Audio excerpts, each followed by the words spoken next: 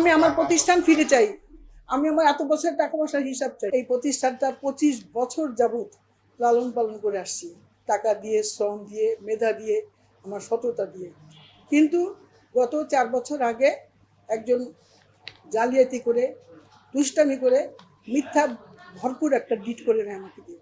এবং সে আওয়ামী লীগের শ্রমিকপন্থী, যে শ্রমিক লীগের একটা সে আহ্বায়ক ছিল। এই কারণে তার ভয়ে আমি আর কিছু বলতে পারতাম না। আমার বাচ্চারা অত বড় না।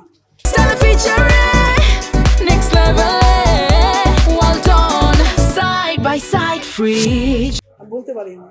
কিন্তু সেই 4 বছরে এই ক্লিনিকের যত আয়, যা কিছু, সমস্ত কিছু সে লুটপাট করে নিয়ে গেছে। এরপরে 5ই আগস্টের পরে সেখান থেকে পালিয়ে যায়। তখন আমি একটু সাহস পেয়ে আমি তার নামে মামলা দায়ের করি।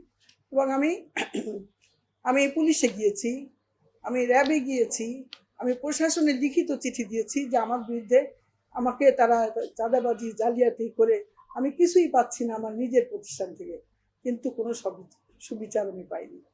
আজকে এই সমস্ত দুঃখের কথাই আপনাদেরকে আমি জানাতে চাই যে তারা এখানে 4 মাস আগে এখানে বিএনপি পন্থী বলে দাবি করে এক ছেলে, তার নাম রুবেল, সে তার কিছু ফলোয়ার নিয়ে এই ক্লিনিকে জোর করে ঢুকে পড়ে। এই রুম ভেঙে রুমের ভিতরে ঢুকে তারা আস্তানা করে, এবং রুমের ভিতরে তৎকালীন সময় 6,93,000 টাকা ছিল।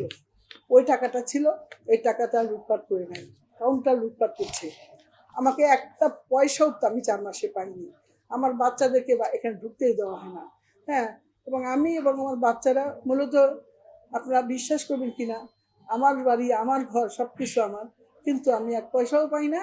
আমি একেবারে জিম্মি হয়ে আছি।